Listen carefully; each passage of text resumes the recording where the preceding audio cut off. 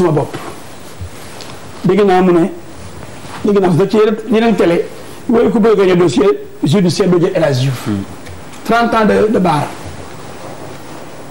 Ah mais maître, c'est du débat, c'est pas méchant. Dossier de Kies, quoi gagner? Non, maître, dossier de Basso, quoi gagner? Dossier de Mamadou Boy, Paris, quoi gagner? Dossier, même si la Taconi, quand on a besoin de sacrifier cet employé pour aller faire pour boire.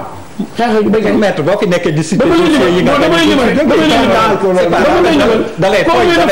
de fois l'a annulé et demande d'extradition pour Issa Habré pour Belgique.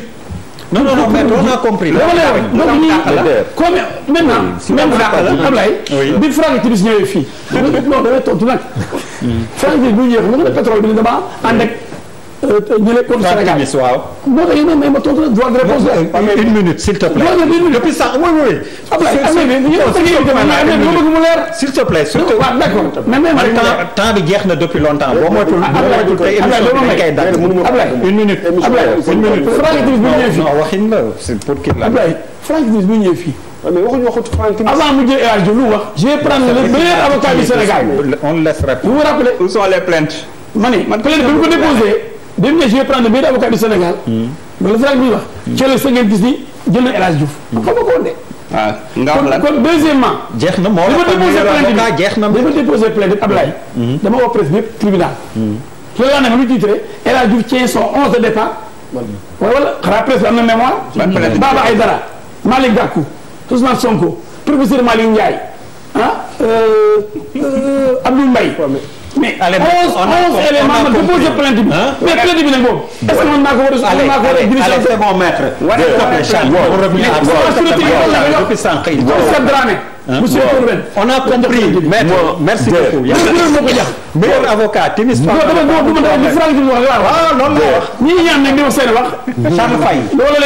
Charles Faye. waaw man lu fi Malal wax. te lu ma gëstu gis je suis de plus en plus conforté sur la thèse de Malal. Je vois plainte pour détournement présumé de deniers publics. Mais amu fi deniers publics quand même. Parce que deniers publics, la définition d'un denier public, c'est des fonds qui sont remis à un organisme public. Oui. Cet argent-là, c'est pas en fonds. Donc nous n'avons que deniers publics. Je ne peux pas accepter me lire ça, présumer, il n'y a pas de détournement de non, il n'y a pas de l'argent que l'État du Sénégal doit débourser de ses caisses. Le denier public est un fonds. Non, vous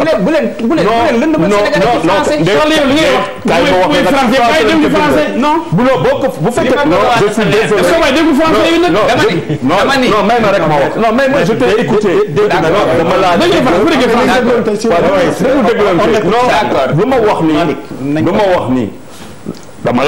Un denier public, c'est un fonds qui est mis à la disposition d'un organisme public. Une question. Donc c'est une définition écrite. Vous n'avez pas de denier public. C'est pas lui qui l'écrit, c'est son avocat. Je pose juste une question. Qui paye? Qui paye dans cette histoire-là? Non, déglou-moi. Il faut, quand on veut être Charles, au fond aussi. Non, je suis désolé parce que vous êtes superficiel.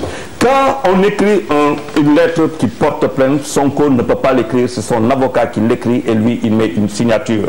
Et un avocat ne peut pas écrire ça en disant présumer le denier public, en sachant qu'un denier public est un fonds qui est mis à... Est-ce que ce denier public est mis à disposition de qui? Vous êtes trop fort. Oui, merci.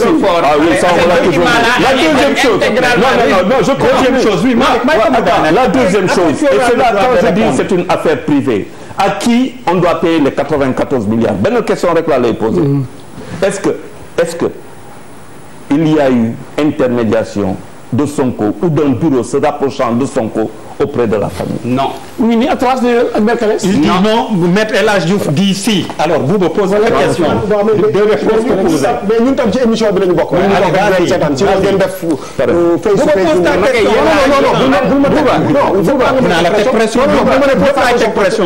rassurez-vous, man je préfère discuter avec vous. waaw mais man dama ne ci émission bi lañu bokk. Dafa am lu am solo, lu am ki mais tegal kayit bi c'est pas important. Kayit bi.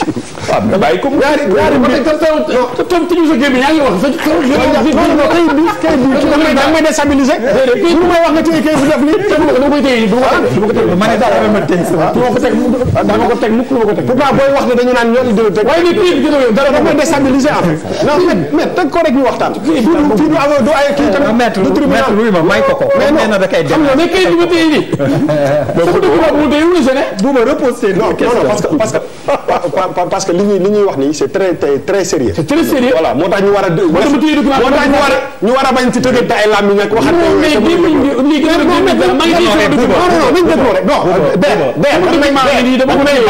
da nga may bàyyi ma poser question wala non c'est pas sa question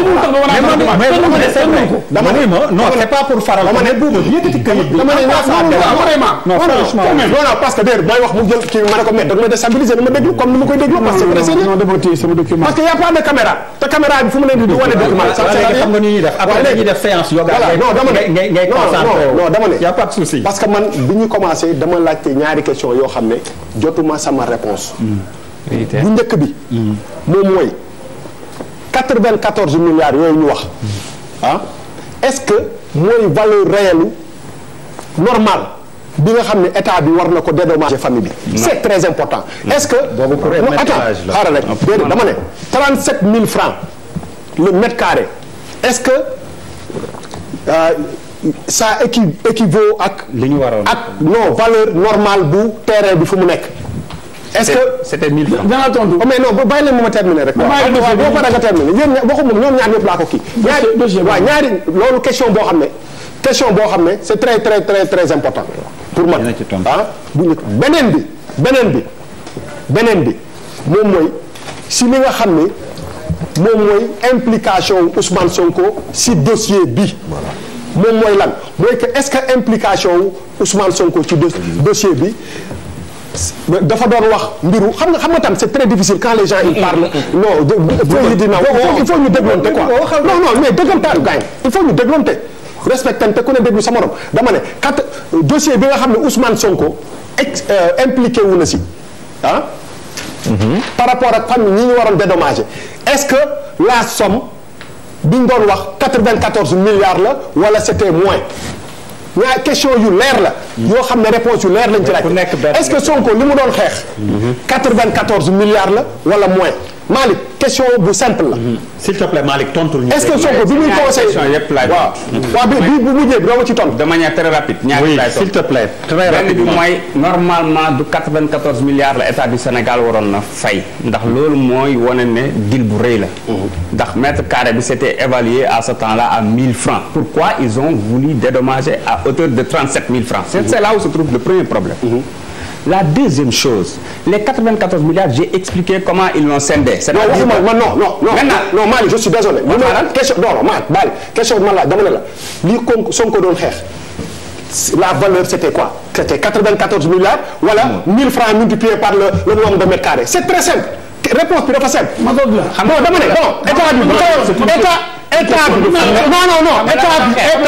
état bi damay def comme maanaam jóg taxaw dama ne état bi bu waroon a fay Ousmane famille bi 94 milliards la koy fay wala moins c'est 1 plus 1 égale 2 réponse bi dafa simple parce que loolu moom mooy firndeel lu bëri bu fekkoon ni Sonko dafa nekkoon impliqué ak famille bi ñu nekk 1000 francs le mètre carré on parle de combien d'argent au service des Sénégalais loolu laa bëgg laaj c'est très simple merci ma répondre la